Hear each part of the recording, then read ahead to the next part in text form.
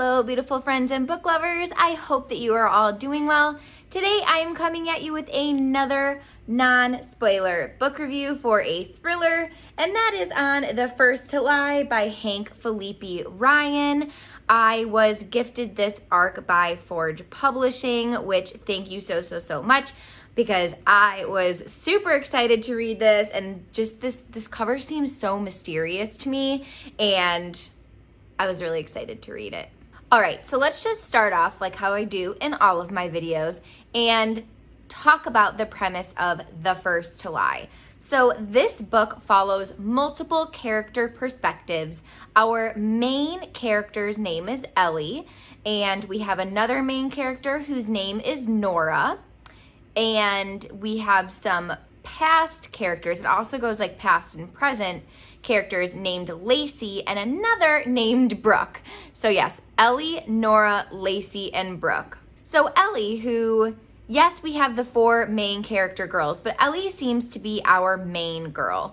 So she's a 20-something who just got a job at a news channel, oh my gosh.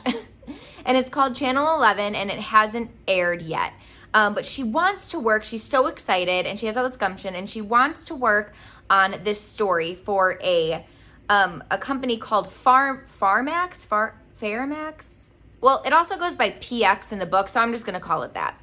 And what PX does is they're a company who's owned by a very wealthy family called the Vanderwalds, and PX's motto is, listen, we have this product called Monofan, and if you can't get pregnant and you're having fertility issues, you should take Monofan because it's gonna greatly reduce your chances of being able to get pregnant. Well, what the company doesn't tell their patients and their clients is that there's also a rare symptom, I guess, that can happen where it will do the complete opposite and make the woman completely infertile. So Ellie starts hearing about, this story, and she's like, listen, I have to investigate this PX company.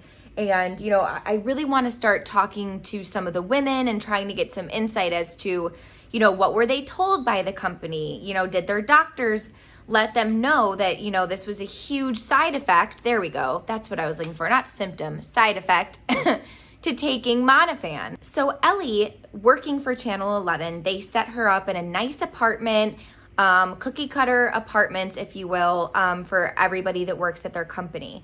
And she comes home one day and she has a new neighbor named Meg, who seems very nice, but also just strange. Like, she starts asking Ellie all of these questions and, you know, wants to know about Ellie's past, like, where are you from? Where did you grow up? And just things that you probably wouldn't be asking to a brand new neighbor. Next thing you know, Meg is also working at Channel 11, hence why she's living in the building. But she's working on Ellie's team, and she's trying to weasel her way in to start working on this story with Ellie. And Ellie's very apprehensive. She's like, I've been, like, this is kind of like my baby, if you will. Like, you're also my neighbor, kind of a conflict. But essentially, the girls start trying to interview a bunch of people and work on the whole PX story scandal together.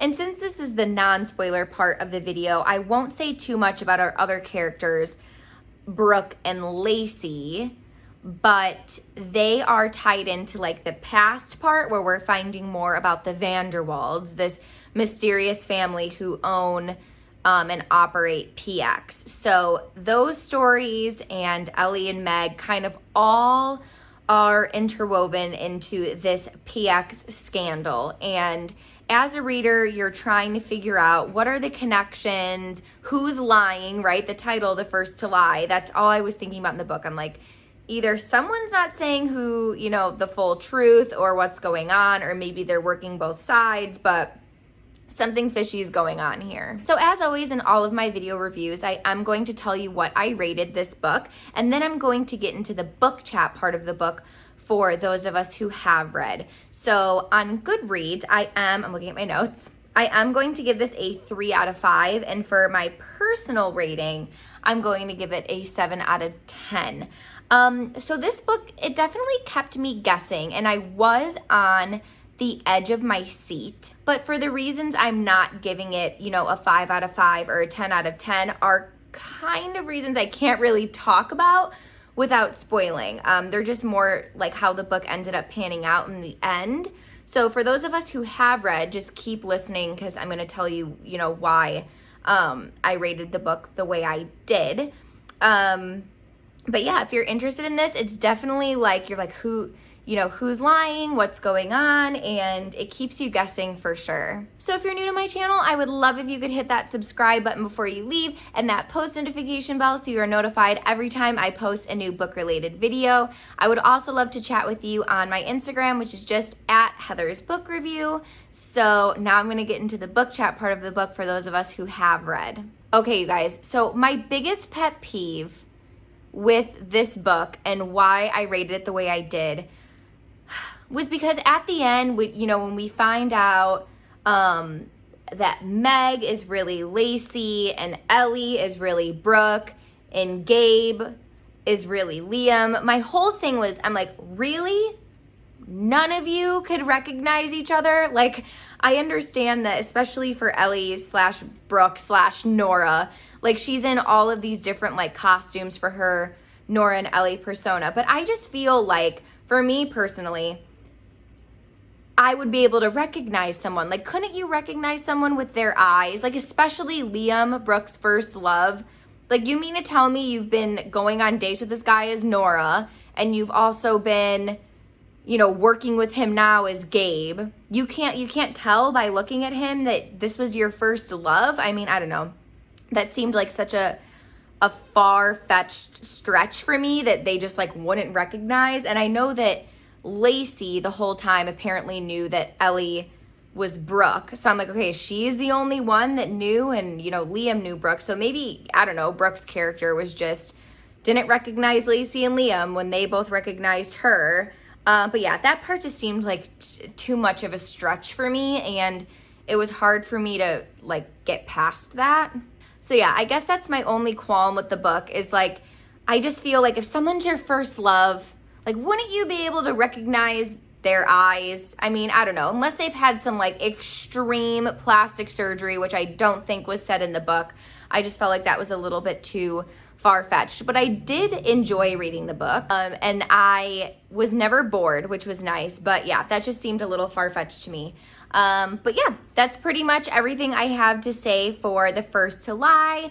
Again, I'm so grateful for The Gifted Ark. It was a fun read, and I enjoyed the writing style a lot. So please leave in the comments below what you thought about the book. And as always, I'm excited to chat with you in the comments, both here and on Instagram or on Goodreads, which I've linked in the description box below. And yes, thanks so much for watching, and I'll see you in my next video. Bye, you guys.